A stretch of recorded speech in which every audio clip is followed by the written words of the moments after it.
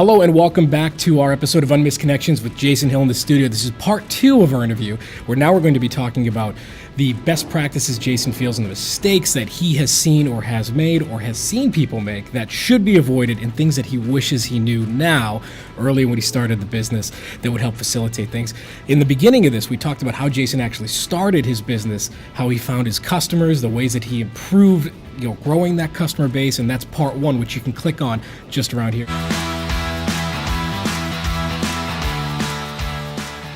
So Jason, again, thank you again for jumping back in here.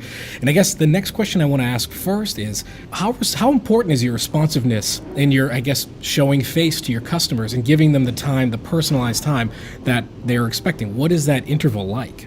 Sure. So we always get it up front. When client onboards with us, we always want to set the tone properly. Some clients, expect to, really have one annual sit down in depth and speak, a handful of times throughout the year, where other clients, really want to speak on a monthly basis. But you always want to over-service. At the end of the day, I would prefer to continuously send people out emails saying, hey, would you like to speak, versus, sitting on the sidelines and not sending them anything. And then finding out one day, they left me to say, hey, we didn't really think it was going to go this way. We thought we were going to have more service. And that's actually how we've won some clients over. And that's, I think, what will separate the good advisors from the elite advisors in the next 10 years. You have to really, set that bar very high when it comes to service. As you're looking back at the business now, you've been open since really 2013. Are there things that you wish you knew then that you know now that you think would have really had a strong impact on your business? Sure. I think when it comes to advisors, they try to do everything themselves in the beginning. They think, if I go out on this meeting and the client, hires them as the advisor, they get to keep the entire account. And let's say, it also comes into play when it comes into, if clients are doing insurance products, they tend to be commissions. So I find that if they just partnered with someone with the knowledge, they would be getting a split on the account. Let's say it's 50%, and maintaining that client relationship long term. So I think that there's more value as a team all around. So I would say doing more joint work, when I was a rookie, would be number 1. Sure. And then number 2 was, I would have hired someone earlier. You have a lot of folks 18 to 22 years old in college that they do want a part-time position. Yeah. And everyone thinks it's expensive, but using simple math, $10 an hour, if they work 10 hours a week, it's $100 a week. They're not going to work 52 weeks. Yeah. So maximum is $5,000, but typically it comes out to around $3,000, right? Yeah. For that part-time person on your behalf. It's valuable for the intern. They're getting to learn the business. Mm-hmm. And then it makes you look more valuable to your clients because you have someone calling on your behalf to set up meetings. Mm-hmm. And then on top of that, it takes the grunt work out of the business, right? If you go around in a room and say, what's the number one thing you hate about our business? Yeah. 9 times out of 10, they're saying, well, calling prospective folks to sit down. I think a lot of advisors also fear that they don't have enough work to give them, right? So you hire someone and they're working 10 hours and you find real quick that your list of 200 people to call gets done in 1 week. But when you look at the cost, $3,000-$4,000, let's call it, for that junior, to help support you. Now think about all that time you've just given back yourself. I wake up to a schedule that has tons of meetings, either if they're automated through online scheduling, which is awesome. I just wake up and I see those kind of get sucked into there, or if it's just somebody calling, I don't have to worry about, who I'm going to be meeting with every week. I just wake up and I know I have a lot of meetings and I could spend my time educating myself. I could fly to different, conferences throughout the United States and get educated and learn from my mentors. I think we all have mentors out there that we learn from. And as a junior, that should be number 1 too, is find a good mentor, most people are willing to help you. You just got to ask. So Jason, that makes sense. And so that kind of tails into what's a mistake you see a lot of advisors making now, whether it's early in their career or if they're fully established, running as a business. What do you see as one of the biggest mistakes that they're not seeing right now? Sure. So I think the marketing has transitioned so differently in the last 10 years. Mm-hmm. In the old ways of doing business, of setting up a dinner seminar and sending out 5,000 flyers, the profits have shrunk, and then if you look at, I built a website. Well, everyone has websites out there today, right? I'm going to go on social media. Everyone's on social media, and then if you want to build a niche, that still works.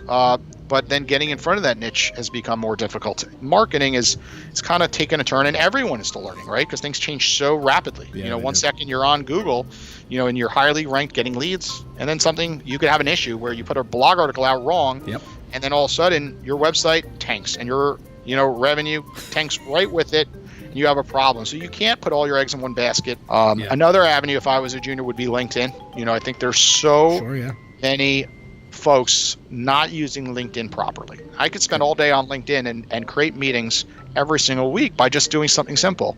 Reach out to someone, read their profile. I went to University of Delaware. I could start there and say, hey, I see you went to University of Delaware. I'd love to learn more about what you're doing with XYZ company. And I also noticed some of your hobbies. I have them too. Most people will, you might get a 10% response rate, which is excellent on that. And then it transitions to a networking meeting. Then it could transition to a coffee. Then it can transition to maybe business one day. Just getting out there. The more you meet people and connecting, the more you find out that it's not advisors getting lucky. Everyone's like, oh, they're so lucky they have that. They're so lucky they have that. They don't see is the grinding.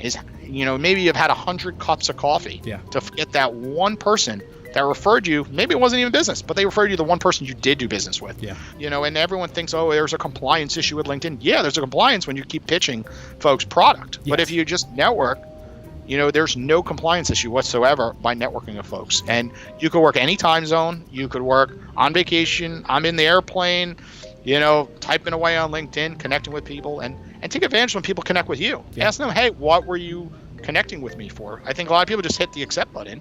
Why not ask them, what were you connecting with you, and put them on the spot? What you'll find is there's a lot of business that could be made on LinkedIn 100% of your time. So Jason, one last question I did want to ask you before we call it is, what's a big reason you see clients leaving their advisor? What's their biggest, moment of dissatisfaction or pain point that a lot of clients see from their advisors that causes them to go look elsewhere? Sure. I think, most of it we spoke earlier is the service element. I think that a lot of advisors, traditionally are just touching one subject. Usually it's the investments. And what happens is, a lot of, the investment stock picking and, mutual fund picking or any type of picking is kind of being commoditized today. What we find is by just getting our hands on statements and getting our hands on a meeting, that's where we're able to show the value. Because if we could sit down, and sometimes that's the hardest part, right? Breaking down that wall, to say, hey, I know you're happy, where you are. But at the end of the day, there's a lot of different advisors, and there's a lot of different opinions, and there's a lot of, different things that have changed with the tax code recently. Yes. Why don't we take 30 minutes, come to my office, sit down, and, let's see. The dynamic of an office has changed. When you walk into our office, we put their client's name on the television, welcome Mr. and Mrs. Smith. Nice. They fill out a welcome survey, and it's a nice icebreaker. We get to kind of understand, I didn't realize we like the same charity, so you find a lot of things about your clients from taking it a step further. And how much does that cost you? Zero, right? Just fill out an interesting survey. So I know people would be interested to find out, what do you ask on that survey when people come into the office? You're talking about favorite drinks, foods, music. What else do you ask people when they come in? It has their favorite charity listed. It has the college that they attended. We took it off for the Florida one, but New York has a lot of sports teams. So we did Yankees, Mets. At the end of the day, if we have, let's say as an example, 100 clients, and then we screen who likes golf, right? Yep. I could screen that 20 people like golf. I could send out an email in the click of a minute, search that in our CRM and send an email to those 20. And I can even narrow it down that my leader clients, maybe 10, right?